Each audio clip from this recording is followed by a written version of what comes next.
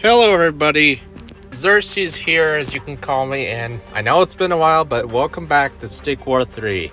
I've had a number of things going on in my life between traveling out of state, college, full-time job, and a number of medical emergencies, but for right now I should be in the clear to start making videos again.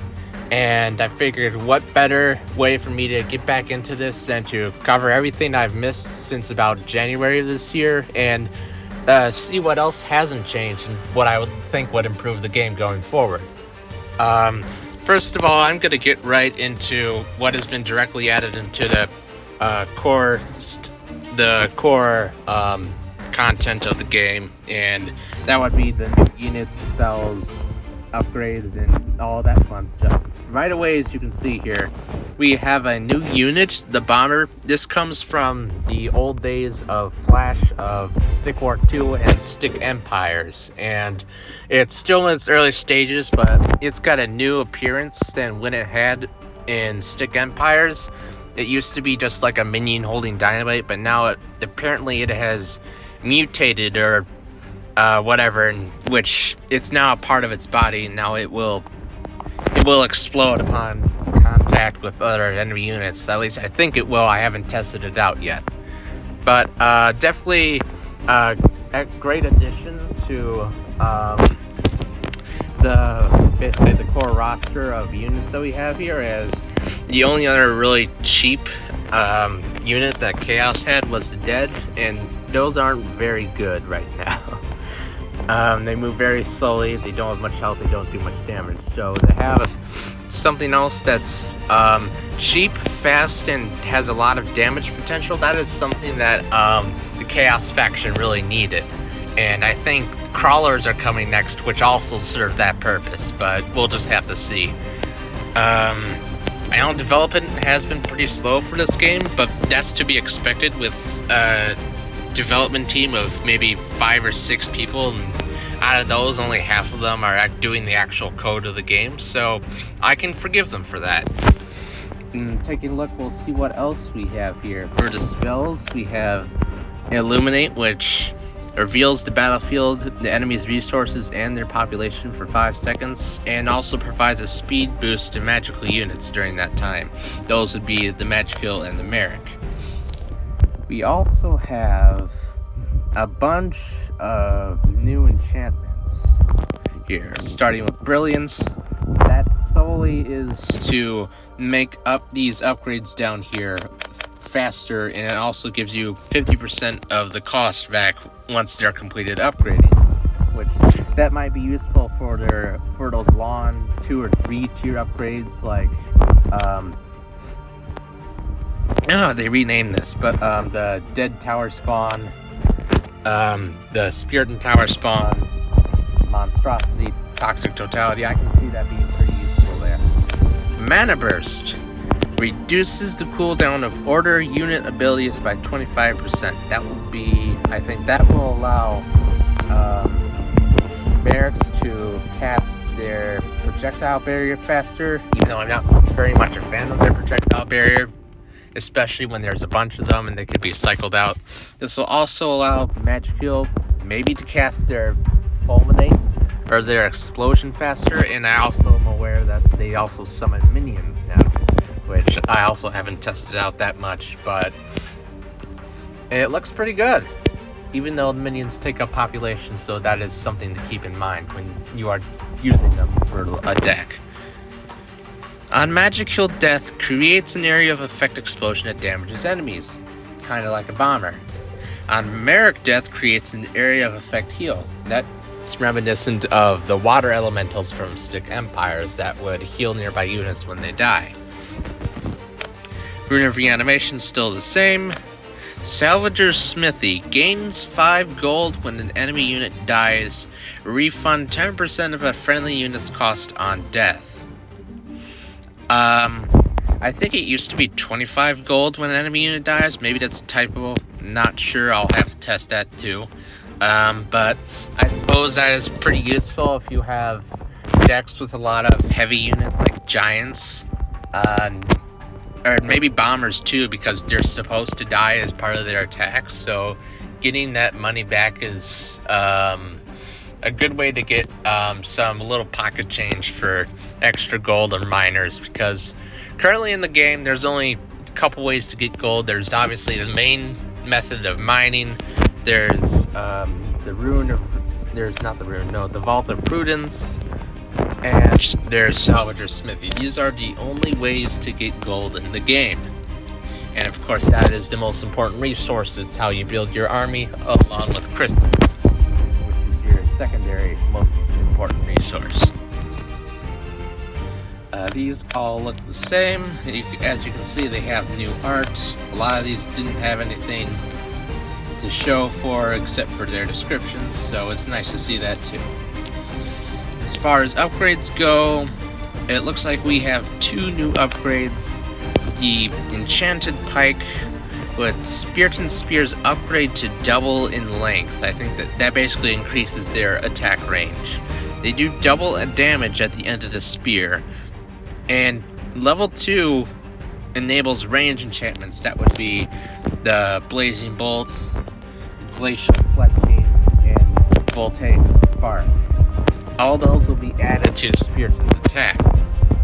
So that's also very interesting to see. I wonder if there's decks that will be using that right now. I'll take a look at that next in a second. Then we also have Secret Tunnel, which enables a secret tunnel that causes units, when holding the tower, to spawn at the central tower. That would be good for slow-moving units like Toxic Deads, Giants, and other things like that. Especially if you're trying to sustain a prolonged attack on an enemy that's like turtling up and trying to defend. That is definitely a benefit when it comes to trying to recover your losses quickly, and that prevents them from counter-attacking as easily and taking back the tower and making you lose your momentum.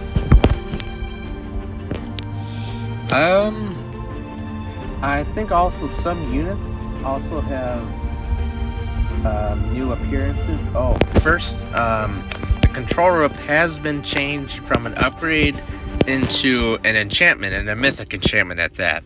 And I think it used to let you do 50% damage with all attacks and 10% speed boost for user controlled units, but here it says still 10% increase in speed, but damage is increased by 50% for headshots and hits to the back. So you'll no longer be able to get 50% bonus damage with every attack. It has to be to the head, or it has to be behind a unit. I think this takes some semblance from the bonus damage from behind in Stick War Legacy, which I can understand that. And from what I'm aware, a couple of these units have new appearances, especially the generals.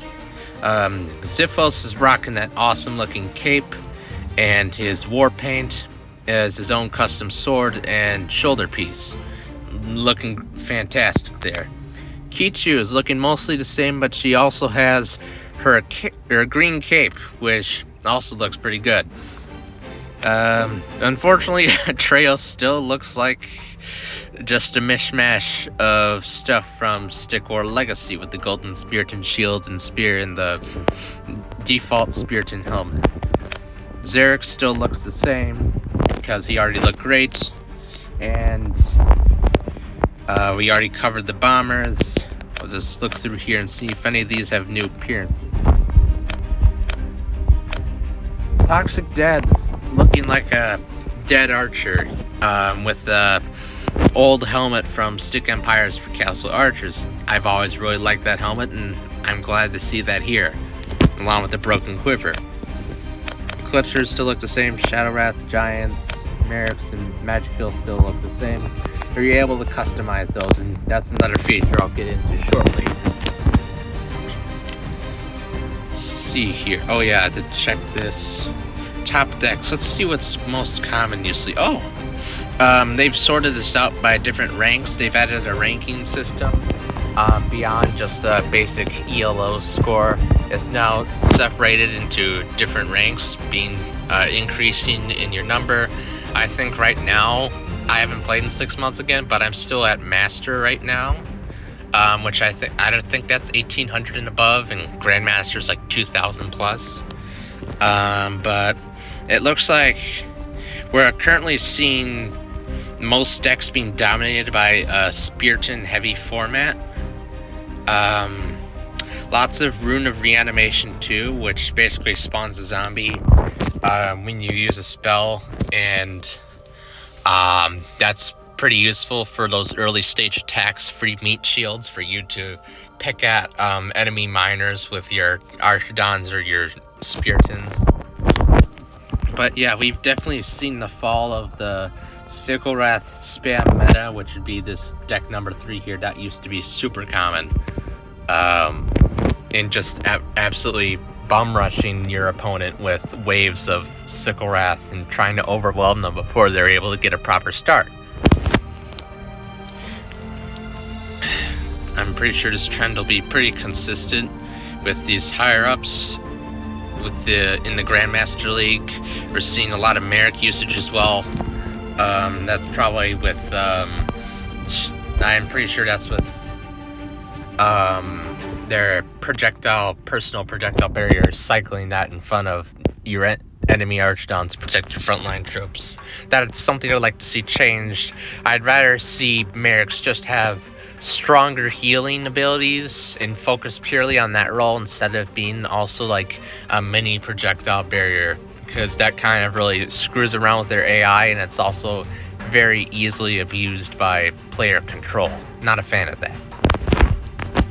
Moving on from here is something I am most excited and was pleasantly surprised to see is in our customization. As you know, mostly right now we've had the Stick War Legacy skins to apply to the 6 unit types here, but something that has changed is that you are now able to individually customize each piece of equipment that your units have, like we were able to do in Stick Empires. This is very reminiscent of the Stick Empires Armory, and something I'm very glad to see, because initially, I think I asked this quite a few months ago when speaking with the lead developer, Crazy J. I asked, hey, are we going to be able to individually customize these different armor pieces? As you can kind of see here, I asked him if this was a possibility, and initially he said no. This was not possible in the mobile format. This was only able to be done on Adobe Flash, and this wouldn't be a feature here on the mobile platform. But clearly that has changed, and I'm really glad to see that. And this also opens up the possibility of one-off or standalone cosmetics like special Spiriton Spear or a giant club that we might see. And I really like the diversity that we see here. However, this also brings into question, how will this affect, if at all, if there are any campaign bonuses that have different pieces of equipment. I guess we'll just have to see how that plays out. And as you might see over here, campaign is it's been delayed again because of the small development team. They're taking a long time to make it, but I'm confident that they're doing everything to make sure it's a fantastic experience. This might be coming out late 2022 or even 2023. We'll just have to see. But with the addition of new units in the game, that's definitely a sign of progress, that we're reaching the stage of being able to at least have a partial campaign to be accessible to us beta testers. Going on from that, I think we have a couple new statue cosmetics. Mostly these really cool looking ones, the Aurora Borealis statues of the King Zarik and the Magic Hill. And I don't exactly have the gems for that right now, but let me know if I should maybe get some more gems and maybe try and maybe give me some ideas as to what cosmetics I should mix up together, and I might try doing that. Currently there's currently 3 different units that let you have a mix. That's with the Spiritons, the Giants, which also let you mix them up, and the Magic Hill, which let you mix up their hat and staff. So let me know if I should change any of these around to any specific combinations. I'd be interested to see what you guys have in mind. I think they added a new voice for Thera, the upcoming Merit General. Can't really tell if I can hear her right now, but definitely good additions to see. What I want to see changed in the game, I think I'll have to play some multiplayer to see that, but we still have some issues with a lot of chaos units being very weak, especially with the deads. The toxic deads got their hit points knocked all the way down to 225, and with their slow move speed and their low damage, even with their poison, they're not really seeing much play, and I think that's really impacting what people get to choose. And it's for people who are very competitive and want to get that high score or high ranking, this really limits their choices and creativity and what they can do. I can't really see any other major changes to unit statistics. Oh, I know, Mass Heal got changed into a healing ward. No longer heals all units everywhere. It only heals them in a specific area, and you can't use it when you're attacking the enemy statue because it doesn't reach out that far. That was very much needed, and I don't know, maybe I think an issue with some of these balance changes is there's been some overcompensation for things being too strong, and now they're just too weak and not seeing any usage at all. So developers might want to look into that. Another thing I want to see changed is the notorious Spirited Block. The main issue with the Spirited Block is it's meant to reduce incoming damage, but by doing so, it also decreases the amount of damage that Spiriteds can do per second, and if you have a lot of Spiriteds, that loss of damage per second really starts to add up. The main issue with the block right now is that it only blocks about 3 or 4 points of damage regardless of the incoming source of damage. So units that do small amounts of damage like Sickle Wrath and Deads really lose a lot of their damage potential when Spiritans are blocking, but other heavy hitting units like Magic Hill Giants and Generals, they basically laugh off Spiritans' blocks like nothing, and they can still take them out in a couple hits. What I think really needs to be done here is Spiritans need to have their block changed to a percentage-based reduction of damage. Obviously not as crazy strong as it was in Stick War Legacy. I think that was like 80% damage reduction, but maybe something like 25 or 30% damage reduction would be reasonable. It would let them serve their job more consistently as frontline tanky units and able to soak up more damage from those heavy-hitting generals and basically those hard-hitting units. That's probably something I really want to see changed here. I know Sickle Wrath had their area damage greatly reduced, which was also heavily needed, and I appreciate that.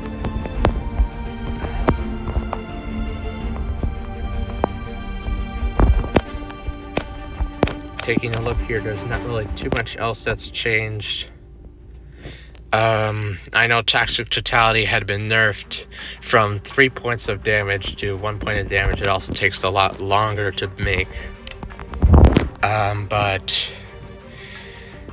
really, I'm looking forward to the future of this game, and I want to see it branch out and grow and gain recognition, so I'm going to try and keep making more videos for the future.